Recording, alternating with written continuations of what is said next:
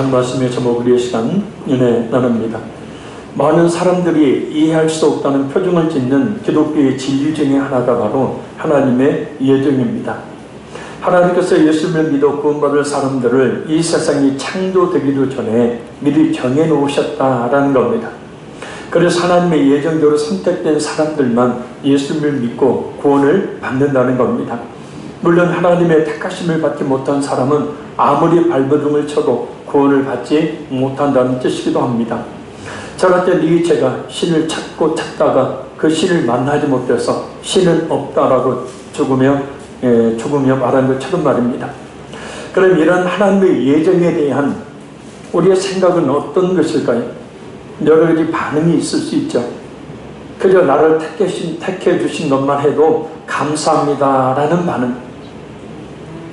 하나님은 불공평하게 왜 어떤 사람은 구원해 주시고 어떤 사람은 구원해 주시지 않느냐라고 이야기하며 하나님의 예정과 선택에 대해서 불공평하다고 하나님의 사랑을 의심하는 반응.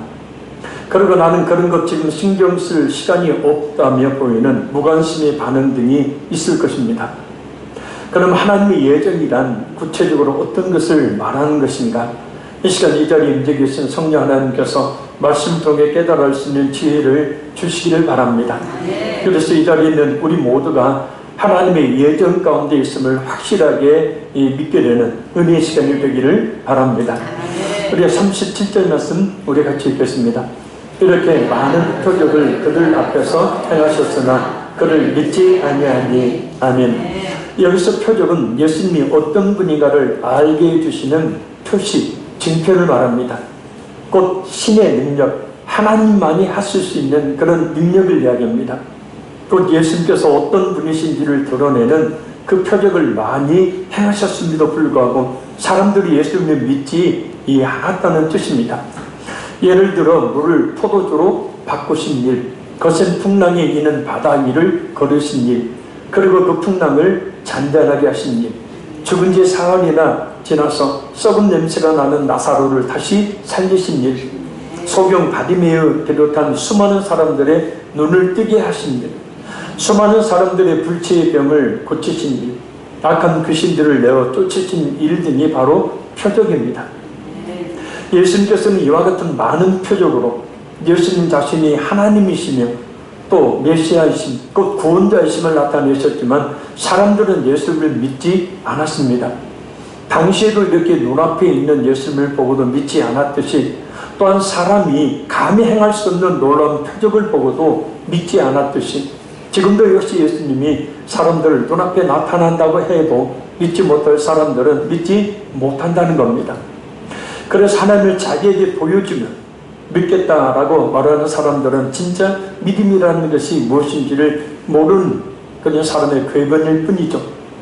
어거스틴은 이렇게 말했습니다. 이해는 신앙의 대가이다. 그러므로 당신은 믿으려는 바를 이해하려 들지 말고 당신이 이해하고 싶은 바를 믿으라. 할렐루야. 제2차 세계대전 중에 설치된 어떤 강제 수용소의 벽에 이런 글이 적혀 있었다고 합니다. 태양이 빛나지 않을 때에도 나는 태양의 존재함을 믿습니다. 내가 느낄 수 없을지라도 나는 사랑을 믿습니다. 비록 그분이 지금은 침묵하고 계시더라도 나는 하나님이 계심을 믿습니다. 눈에 보이지 않는다고 공기가 없다 말할 사람 없죠. 눈에 보이지 않는다고 사랑이 없다고 말할 사람은 없습니다. 눈에 보이지 않는다고 자신이 영혼이 없다고 말할 사람 역시도 없습니다. 따라서 자신의 눈에 보이지 않는 공기 또 그리고 자신의 영혼을 만드신 사랑의 하나님이 없다고 이야기한다면 이것은 자신을 낳아준 부모가 존재하지 않는다고 말하는 것과 같은 사람이죠.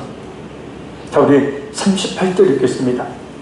이는 선지자 이사야의 말씀을 이루려 하십니다. 이르되 주여 우리에게 그런 말을 누가 이뤘으며 주의 팔이 누구에게 나타났나이까 하였더라. 아멘. 이 말씀은 이사야 53장 1절을 인용한 말씀입니다. 여기에서는 고난받는 종으로서의 메시아에 대하여 말씀하고 있지만 유대인들은 이 성경이 말씀하고 있는 메시아가 예수님이라는 사실을 들었으면서도 불구하고 알아보지를 못했습니다. 더군다나 여호와의 팔이 누구에게 나타났느냐라는 말씀처럼 예수님께서는 사람들에게 이와 같은 표적을 행해 보이심으로 자신의 그 신적 권능을 나타내셨지만 역시 그들은 그것을 두 눈으로 보고도 예수님을 하나님으로 구원자로 믿지 않았습니다. 그런 사람들이 근본적으로 예수님을 믿을 수 없는 이유, 아니 믿지 못하는 이유는 무엇인가? 여기 39절에서 40절 읽겠습니다. 그들이 능히 믿지 못한 것은 이 때문이니 곧 이사야가 다시 일렀으되 그들의 눈을 멀게 하시고 그들의 마음을 완고하게 하셨으니 이는 그들로 하여금 눈으로 보고 마음으로 깨닫고 돌이켜 내게 고침을 받지 못하게 하려 함이라 하였습니다라. 아멘. 사람들이 예수님을 믿지 않는 이유를 이사야 선지자를 통해서 말씀하신 하나님의 말씀에서 찾습니다. 예수님을 믿지 못하는 것은 하나님의 그 팔이 그 사람에게 나타나지 않았기 때문이라는 거예요. 곧 믿고 믿지 않고가 하나님의 예정에 의해서 이루어지는 것임을 말하고 있는 겁니다. 우리는 이를 통해서 하나님께서 우리가 알 수 없는 영원 전부터 예수님을 믿을 자와 끝까지 예수님을 믿지 않을 자를 미리 정해놓으셨다, 선택해 놓으셨다라는 사실을 알 수 있습니다. 그래서 에베소서 1장 3절에서 6절을 보면 바울 사도는 이렇게 말합니다. 찬송하리로다. 하나님 곧 우리 주 예수 그리스도의 아버지께서 그리스도 안에서 하늘에서 그 모든 신령한 복을 우리에게 주시되 곧 창세전에 그리스도 안에서 우리를 택하사, 할렐루야, 창세 전에 그리스도 안에서 우리를 택하사 우리를 사랑 안에서 그 앞에 거룩하고 흠이 없게 하시려고 그 기쁘신 뜻대로 우리를 예정하사 예수 그리스도로 말미암아 자기의 아들들이 되게 하셨으니 이는 그가 사랑하시는 자 안에서 우리에게 거저 주시는 바 그의 은혜의 영광을 찬송하게 하려는 것이라. 아멘. 이 하나님의 예정이 확실한 진리라는 증거가 있죠. 지금도 너무나 많이 증명되고 있습니다. 바로 어떤 사람은 죽기 바로 직전에라도 예수를 믿는가 하면 어떤 사람은 아무리 많은 기회가 주어져도 끝까지 예수를 믿지 않고 죽는다는 겁니다. 심지어 교회 나와 신앙생활을 몇십 년 동안 해놓고서도 중직자의 직분을 받아놓고서도 말입니다. 전에 자정에 가까운 시간에 급히 저를 찾는 전화가 왔었습니다. 바로 요양병원에 입원해 있는 이 가족을 영접 기도를 해달라는 그런 요청이었습니다. 급히 잠을 자다 말고 옷을 입고 요양병원을 향해 갔습니다. 요양병원을 갔더니 그 요양병원에는 숨기기 직전과 같은 그런 분이 누워 있었죠. 황달기가 있어서 황달이 와서 머리에서 발끝까지 온몸이 정말 노랗더라고요. 심지어 눈동자까지도 그래요. 그러면서 깊은 숨을, 거친 숨을 몰아쉬고 있는 겁니다.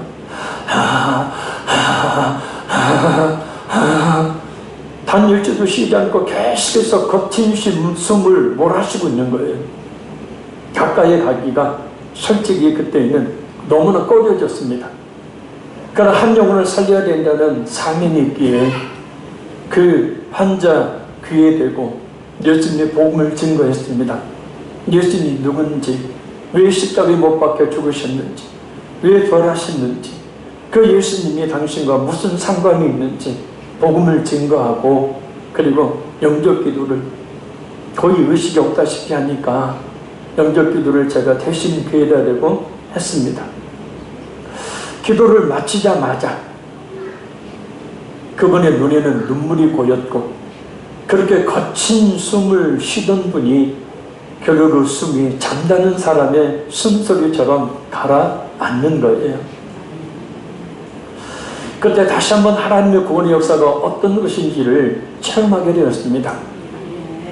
물론 목사님이 오셔서 그 교회 다니는 목사님이 오셔서 기도를 해주고 가셨다고는 하지만 제가 볼 때는 영접기도, 예수님을 믿을 수 있도록 하는 기도는 안 하셨지 않나라는 생각을 가져봅니다. 그리고 그날 아침 소천을 하셨습니다. 그러니까 죽기 직전이죠. 반면에 이런 일도 있었습니다.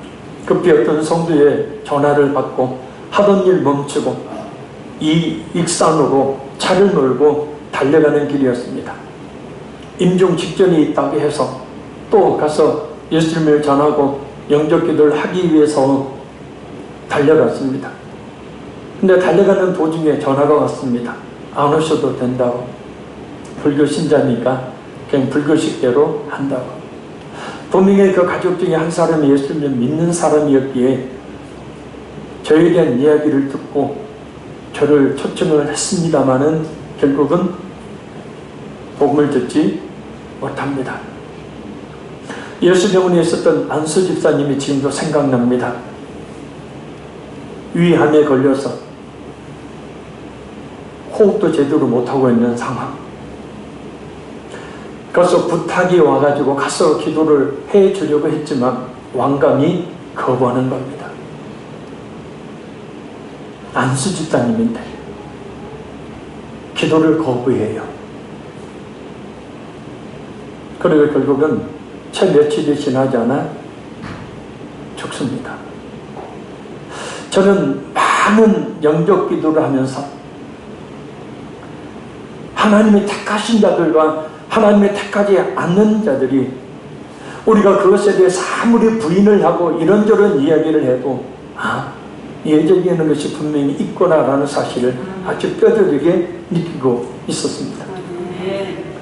이 예정에 대해서 바울사도는 로마서 9장 21절에 이렇게 설명합니다. 토기장이가 진흙 한 덩이로 하나님 귀히 쓸 그릇을, 하나님 천히 쓸 그릇을 만들 권한이 없느냐.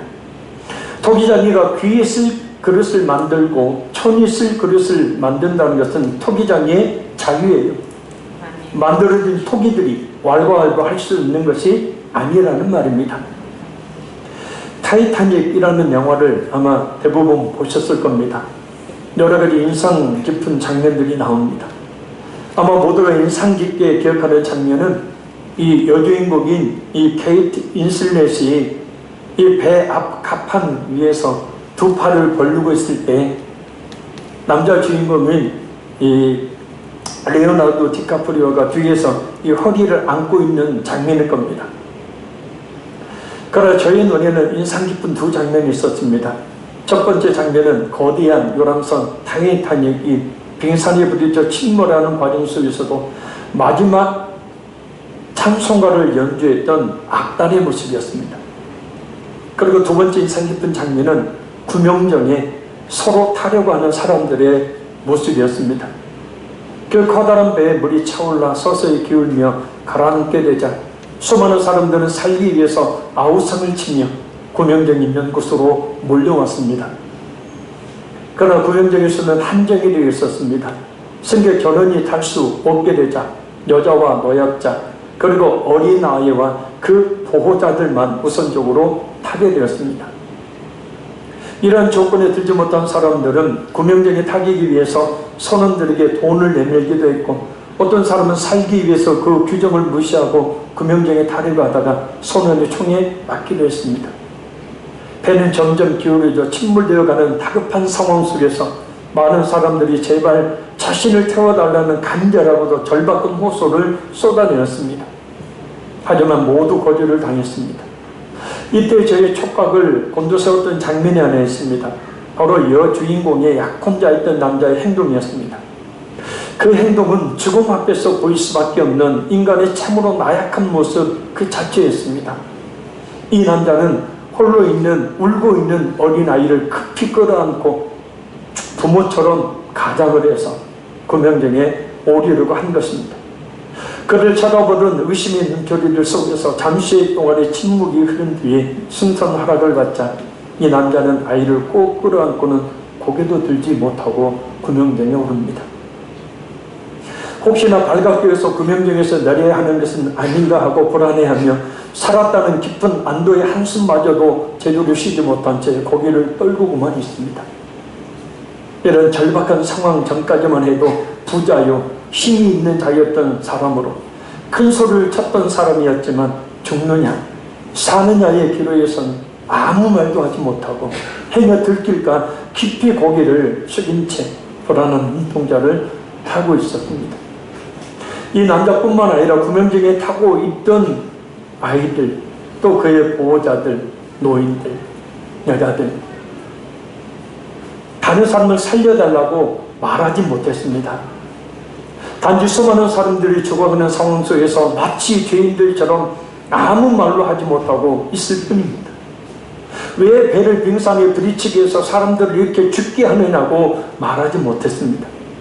왜 우리만 구명정에 태우고 저 사람들은 태워주지 않느냐 말하지 못했습니다. 나 대신에 다른 사람을 태우라고도 말하지 못했습니다. 그저 혹시라도 구명정에서 다시 예비민 일이 생길까봐 아무 소리도 못하고 있을 뿐이었습니다.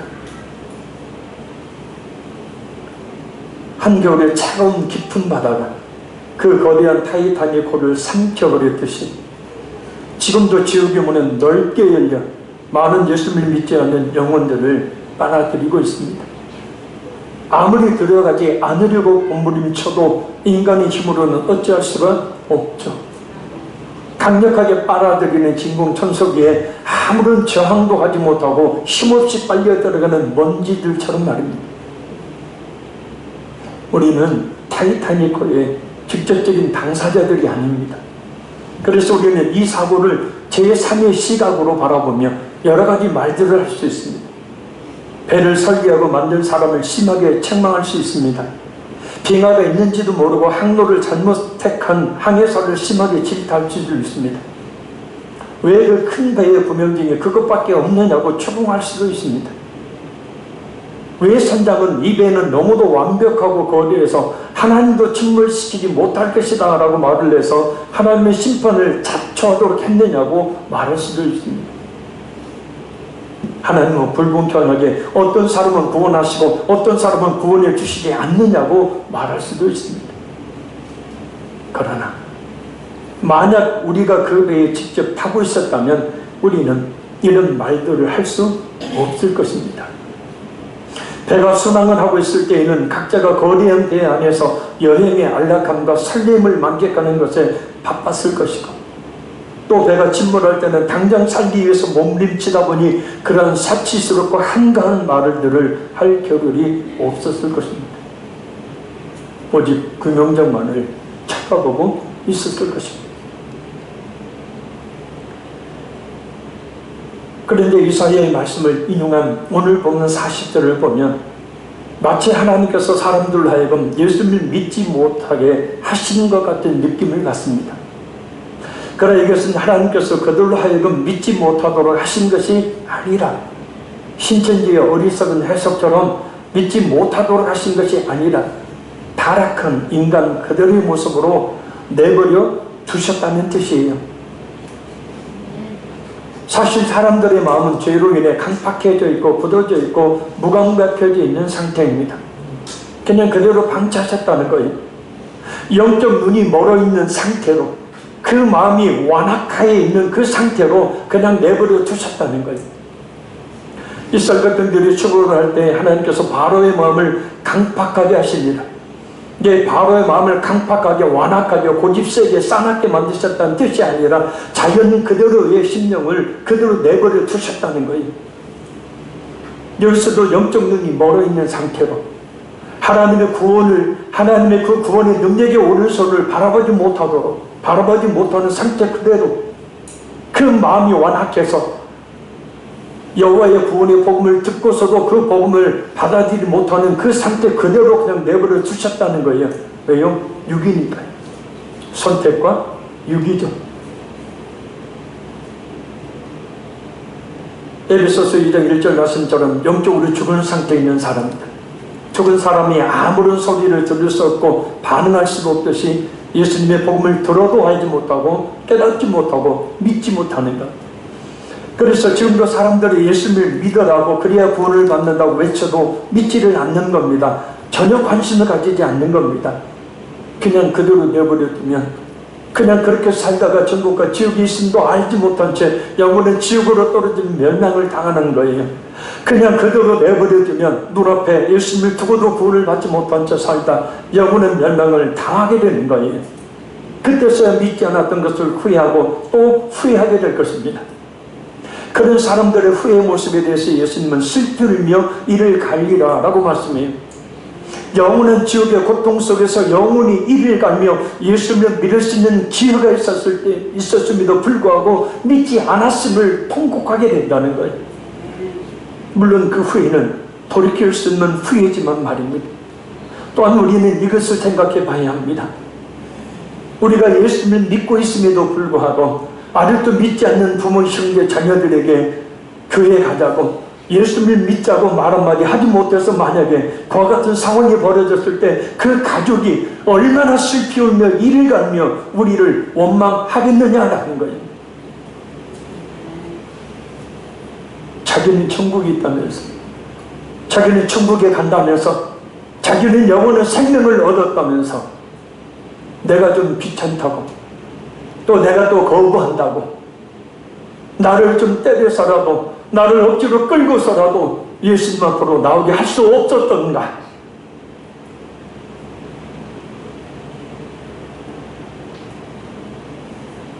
그 개인 당사자의 후회가 아니에요.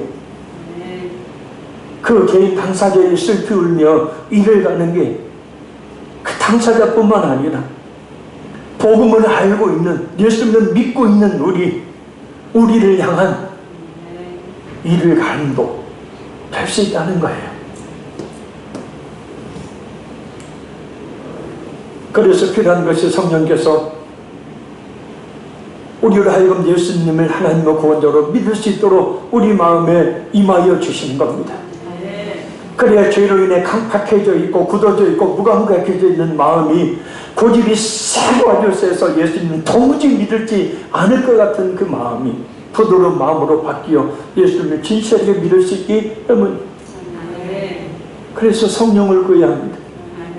에스겔 36장 26절입니다. 또 새 영을 너희 속에 두고 새 마음을 너희에게 주되 너희 육신에서 굳은 마음을 제하고 부드러운 마음을 줄 것이며. 그러니까 성령의 역사하심으로 말미암아 거듭나야 그 마음이 부드러운 마음이 됩니다. 눈으로 보고 마음으로 깨닫고 돌이켜서 예수님을 영접할 수가 있기 때문입니다. 구원이 이룰 수가 있기 때문입니다.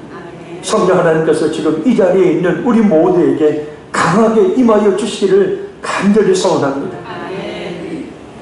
복음에 대한 뜨거운 열정에 사로잡혀 있었던 조지 휘트필드 목사님이 많은 사람들을 모아놓고 설교하고 있었을 때입니다. 그때 어떤 완고한 불신자가 구경은 왔지만 설교는 절대 듣지 않으려고 두 손으로 귀를 막고 있었습니다.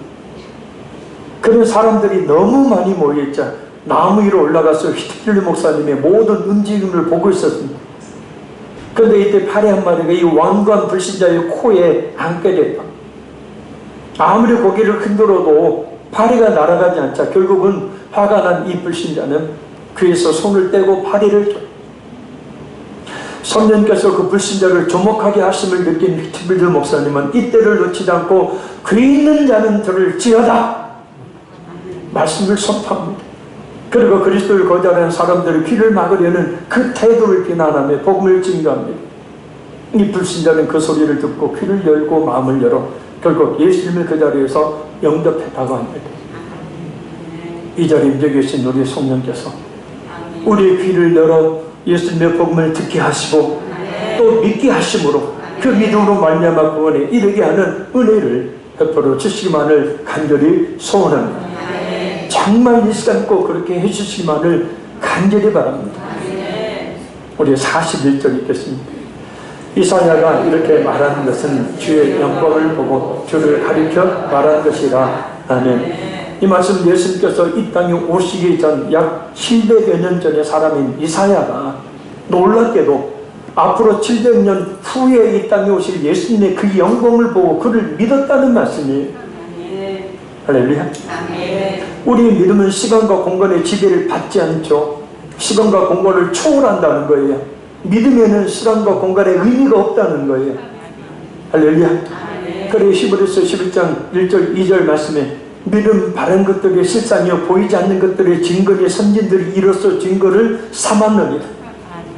믿음은 곧 실상이라는 거예요. 할렐루야. 지금은 바라고 있을 뿐이지만 그 믿음은 그 바라는 것들이 실제와 같다는 거예요. 그리고 믿음은 곧 증거라는 겁니다. 지금은 눈에 보이지 않지만 그 보이지 않는 그것들이 실제 눈앞에 있는 것과 같게 하는 것이 곧 믿음이라는 거예요. 그러니까 우리가 믿음으로 예수님을 믿게 되어지면 2000여 년 전에 십자가에 못 박혀 죽으신 그 예수님이 마치 우리 눈앞에 나타난, 우리 눈앞에서 펼쳐지는 사건이 되는 거예요. 할렐루야.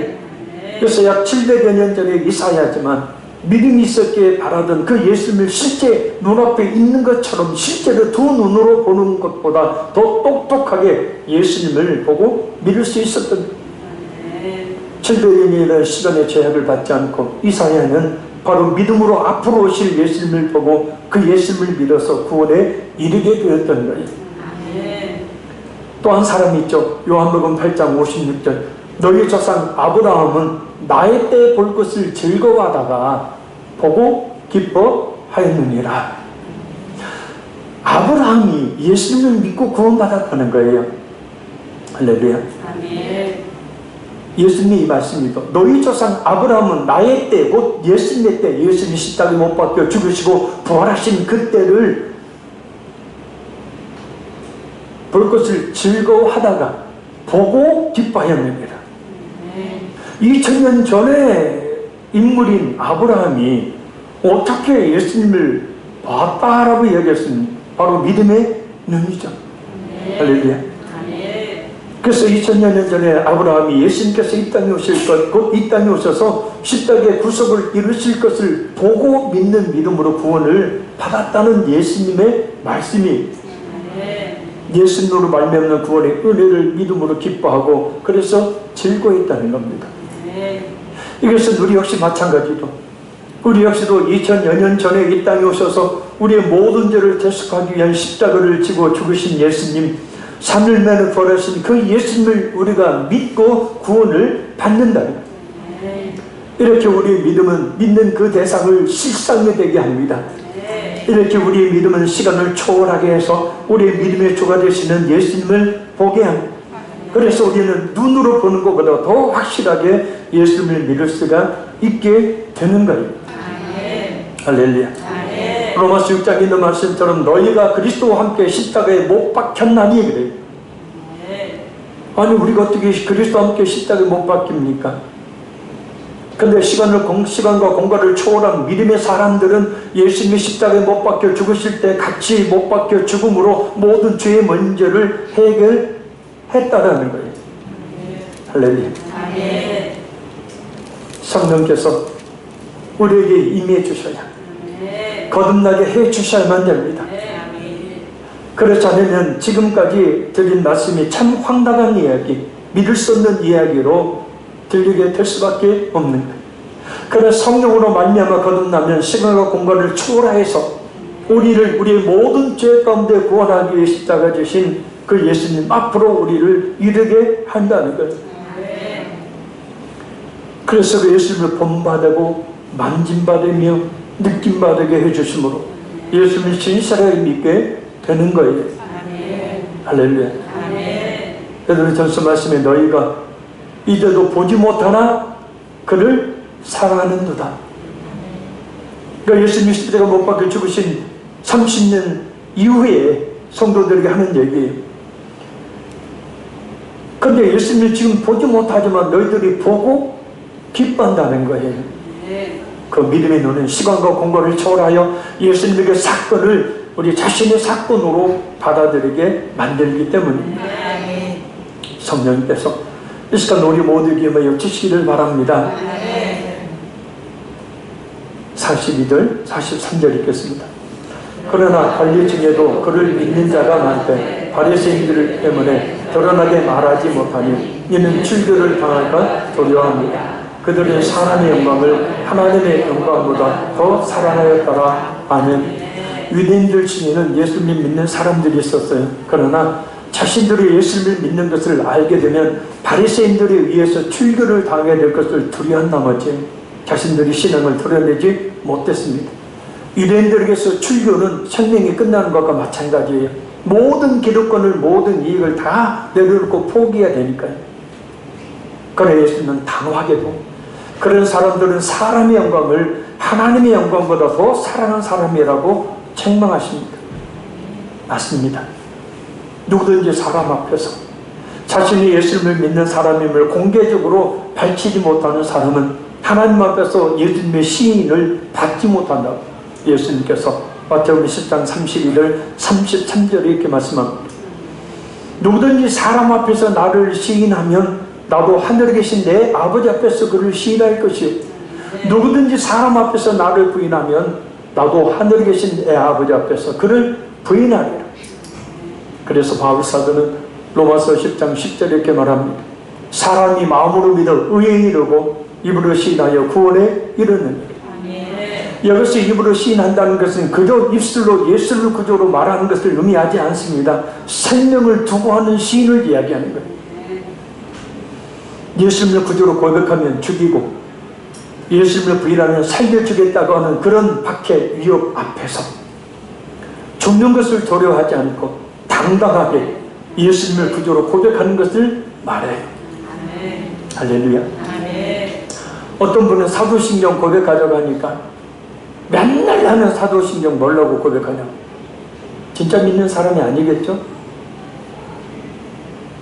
진짜 믿는 사람 아닙니다. 그 사람. 참된 믿음은 자신의 육신의 생명보다 귀한 것이죠. 그래서 자신의 목숨과도 바꾸지 않아요. 그래서 많은 사람들 앞에서도 심지어 생명의 위협 앞에서도 당당하게 자신이 예수님을 믿는 사람임을 드러낸다는 거예요. 할렐루야. 근데 그냥 밥 먹을 때 그냥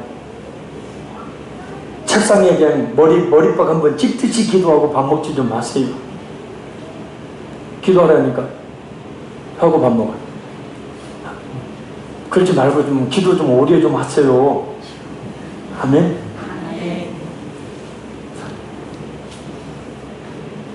어떻습니까? 우리에게 이런 믿음 있습니까? 많은 사람들 앞에서 당당하게 내 신앙을 고백할 수 있는 믿음이 우리 자신에게 있습니까? 신앙 고백을 우리 자신의 목숨과도 바꿀 수 있는 그 믿음이 있습니까? 우리의 믿음은 과연 진실한 것일까요? 아니면 겉모양만 그럴듯한 짝퉁일까요? 말씀했습니다. 예수님이 이 땅에 오셔서 예수님 자신이 하나님이시며 구원자 되심을 분명히 나타내셨습니다. 우리는 그 사실을 우리의 마음에 진실하게 믿어야 합니다. 우리의 눈에 공기가 보이지 않는다고 웃는 것이 아니듯이 우리의 영혼을 볼 수 없다고 없는 것이 아니듯이 예수님은 분명 살아계신 하나님, 우리의 구원자가 되시기 때문입니다. 하나님의 예정은 지금도 그것을 부인하든 인정하든 시행되고 있습니다. 중요한 것은 성령 하나님께서 우리에게 예수님을 믿을 수 있도록 임하여 주시는 것.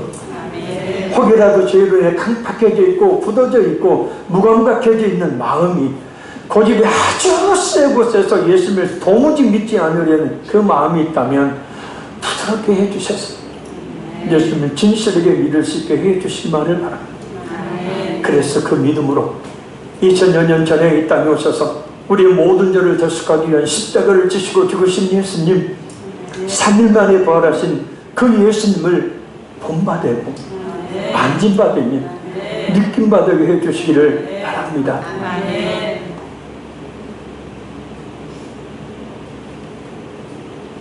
목숨조차도 바꿀 수 있는 참된 믿음을 갖는 우리 모두가 될 수 있기를 바랍니다. 우리 찬양 들으신 후에